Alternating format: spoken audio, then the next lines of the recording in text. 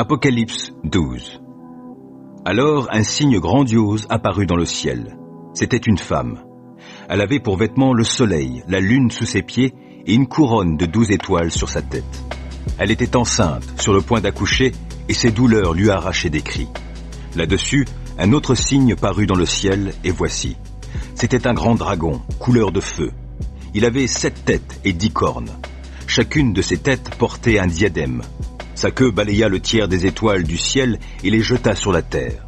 Le dragon se posta devant la femme qui allait accoucher pour dévorer son enfant dès qu'elle l'aurait mis au monde.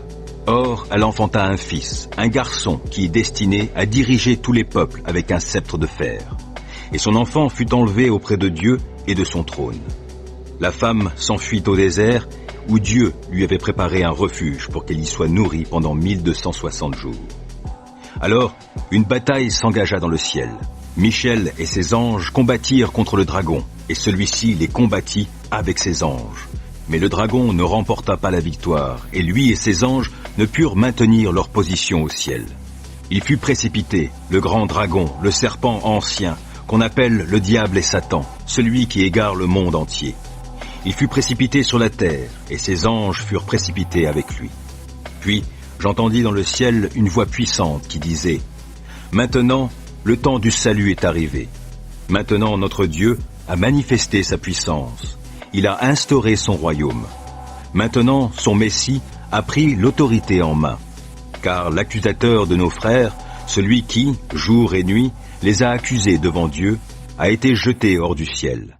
Mais eux, ils l'ont vaincu grâce au sacrifice de l'agneau et grâce au témoignage qu'ils ont rendu pour lui, car ils n'ont pas aimé leur vie jusqu'à redouter de mourir. Réjouis-toi donc, ô ciel, et vous qui habitez au ciel, réjouissez-vous. Mais malheur à la terre et à la mer. Le diable est descendu vers vous, rempli de rage, car il sait qu'il lui reste très peu de temps. Quand le dragon se vit précipité sur la terre, il se lança à la poursuite de la femme qui avait mis au monde le garçon. Mais les 2 ailes d'un grand aigle furent données à la femme pour qu'elle s'envole vers le désert jusqu'au lieu qui lui est réservé. Là, elle doit être nourrie pendant un temps, 2 temps et la moitié d'un temps, loin du serpent. Le serpent vomit de sa gueule, derrière la femme, de l'eau abondante comme un fleuve, pour qu'elle soit emportée dans ses flots. Mais la terre vint au secours de la femme. Elle ouvrit sa bouche et absorba le fleuve que le dragon avait vomi de sa gueule.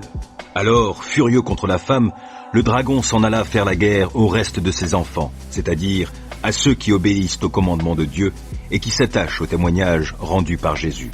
Il se posta sur le rivage sablonneux de la mer.